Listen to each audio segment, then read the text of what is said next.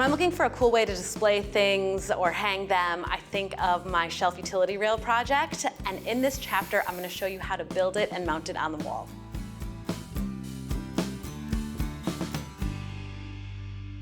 A great thing about this project is it's really versatile. You can do it in a kitchen. We're gonna be doing it in a bedroom today. I've seen a lot of really expensive versions of this online, so I'm gonna show you a more inexpensive version today. And this is gonna be in the advanced category because we are using power tools and there's quite a few supplies, but you can definitely do it. We're gonna start building the shelf. It's important to measure in the space. Mine's actually between two walls, so I'm gonna wanna make sure that that measurement is exact before I cut.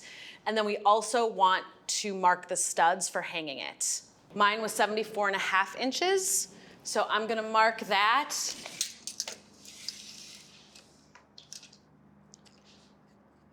I marked exactly at 74.5 inches. And I'm gonna cut my two pieces at the same time. When you do that, you're gonna want to make sure that your ends are flush so you get two pieces that are the exact same size. Let me grab my safety glasses and get the miter saw ready. Miter saw is my favorite tool to use. You can do everything with this project on the miter saw. It's so good for woodworking. And I don't know, I just think it's the best tool that a DIYer can use. We're using a finish blade on this project just so we get a really clean cut. The wood should be tight against the fence, and then the teeth should be lined up right on the mark, and then we'll cut it.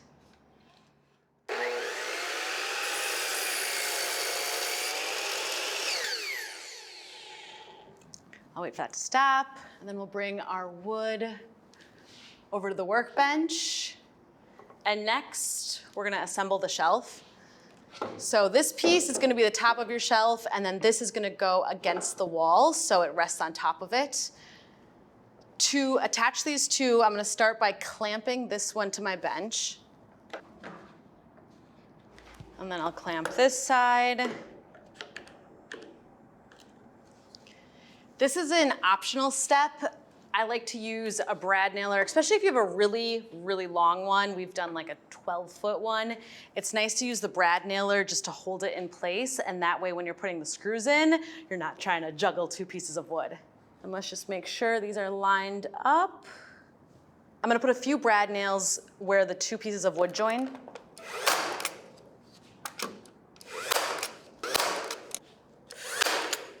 All right, now that we have that assembled, I'm gonna take off the clamps.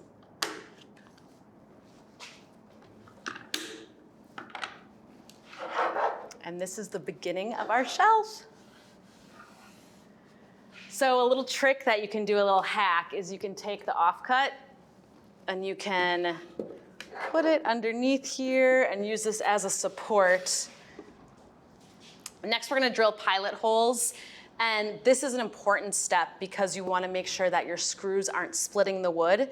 So the pilot hole is going to give the screw a guide to go through these thin pieces of wood.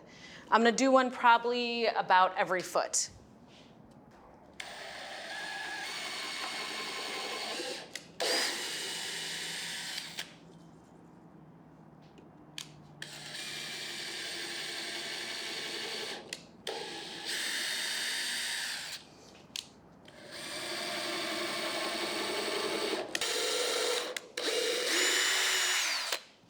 All right, now that all our pilot holes are drilled, I'm gonna change out bits and we're gonna put the screws in. We're using 1.5 inch trim screws. And one will go where I drilled in each pilot hole.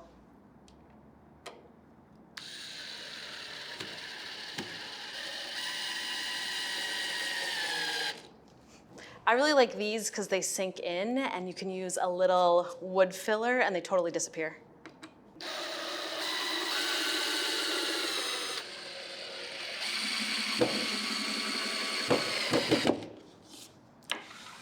Okay, now our shelf is assembled.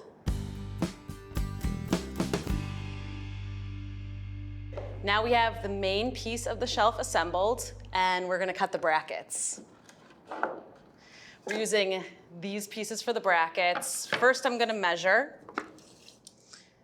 You wanna measure the height, which is 3.5 inches, and then the depth, which is 2 3/4 inches. We're gonna make the brackets out of the extra wood from the shelf. So this is already 3.5 inches tall. So we're just gonna mark over 2 3/4 right here. And then I'm gonna use my straight edge to draw a line from the corner down to my mark. So we'll bring this back over to the miter saw and we're gonna cut our brace now. The cool thing about a miter saw is it slides if you have a wider piece. So we're gonna turn on the slide and then we gotta figure out our angle. You can test it by making sure your blade matches up with your mark. Get my safety glasses on. And make sure your wood is against the fence, and then we'll make our cut.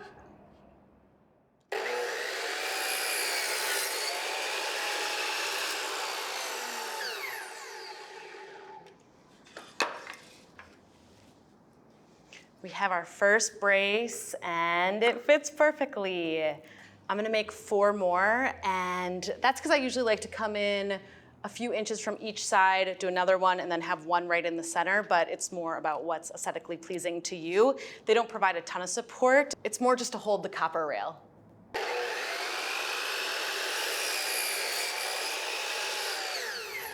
Okay, we have our 5 brackets now, and the next step is to core a hole through each.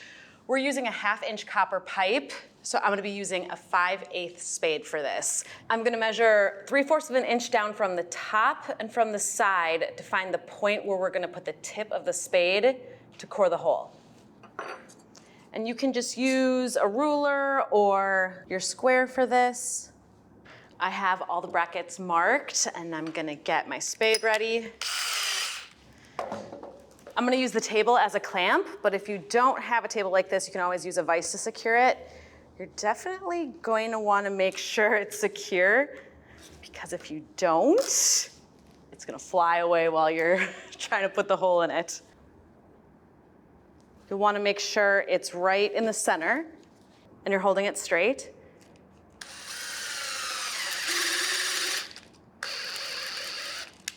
Once you get about halfway through, you'll want to flip it.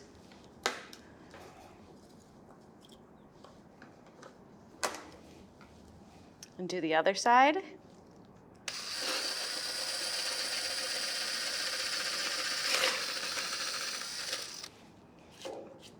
And then you can always sand this if you want a clean edge.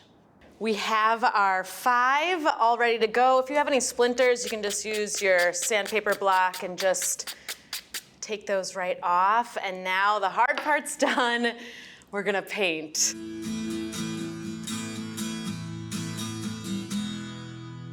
All right, I'm gonna brush a coat of paint on this one side. And you don't have to worry about getting inside the hole because that is where the utility rail is gonna go. This long side is the one side that's gonna be showing, so you can paint that. Then you have to worry about the 2 other sides. And once I finish this first side, I'm gonna move to the shelf and let these dry, and then I'll flip them over and paint the other side. Those look pretty good.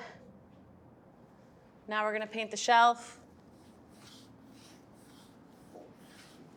The only surface that you don't have to worry about painting is this back surface, because that's gonna go against the wall, but all the other ones will be seen. All right. Okay, these are almost done, so I'll work on painting this side. All the triangles are painted. I think those might only need 1 coat. I'm gonna let the shelf dry. That might need 1 more coat. And then let's work on the copper tube. I'm gonna measure the copper tube, and the shelf was 74.5. I'm gonna make this a 1/2 inch shorter and just mark it at 74, and that way we'll have a little room for the caps. this is a fun tool. This is a pipe cutter. And right where you did that mark, you're gonna wanna clamp the pipe cutter. Clamp it really tight. And then you start spinning, and every time you spin, you do it a little bit tighter until eventually breaks off. You could leave it copper if you wanted to, but I like the high-end look of brass. So we are gonna use a very cool product called Rub and Buff. And you just buff in this paint and it will go from copper to gold. I like to use a foundation brush just because it has really dense bristles. A little of this will go a really long way. We'll start over on this end. We'll just put a little bit on the tube and then buff it in. This has a bit of a smell, so you're gonna wanna do it in a well-ventilated area. How cool is that? It's going from copper to gold. That's looking pretty darn good. I'm gonna let this dry, let everything dry, and then I'm just gonna grab the copper caps. It's totally up to you, but I like leaving the caps copper. I think it's I always love mixing metals, so it's fun to have the copper and the gold mixed. But if you want to, you can also rub and buff the caps.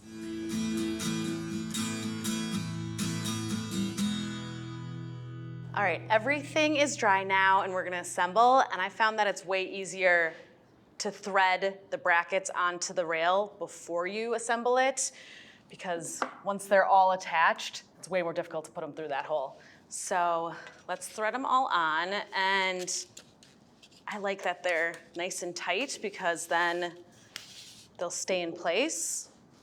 We'll do a couple onto this side, and then we'll put 2 on this side. And now you can really see this thing come together. I'm gonna figure out my measurements, so I'm just gonna turn it around. So I'm gonna go 4 inches in from this side,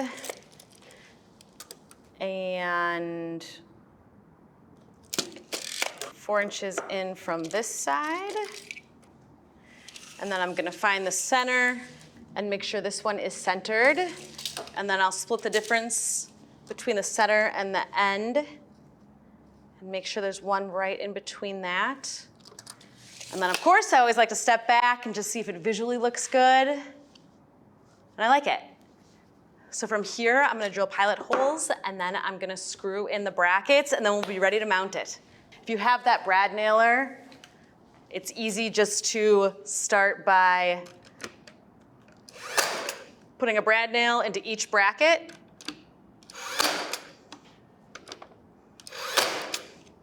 That'll just hold everything in place. And then I'll swing this around. From the top, we're gonna just do a pilot hole.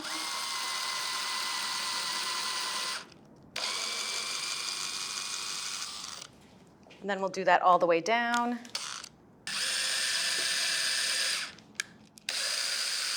Next, we're going to take our 1.5 inch screws and put them in the pilot holes.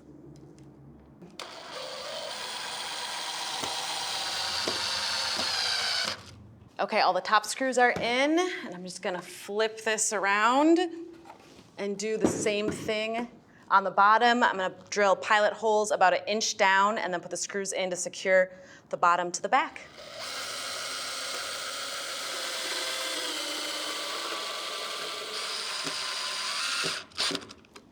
Okay, it's assembled. Now I'm just gonna do a little bit of touch up. I have some wood filler that I'm just gonna go over where I have the brad nails. After the wood filler dries, which it dries really quickly, you can just go over the light sand. I'll do a little touch up paint, and then we're ready to mount it. All right. And you'll wanna countersink it a little bit, and that way you can put some wood filler over it and paint it, and you won't even notice it.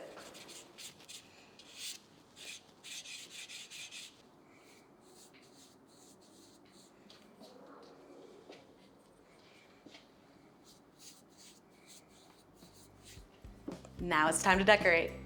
I I styled up this shelf utility rail in the bedroom. I added some jewelry, a hat, some oversized art, but you can really put this anywhere in your home. It looked great in the kitchen. This was definitely our most advanced project in this course, but it's totally worth it to add some storage to a wall.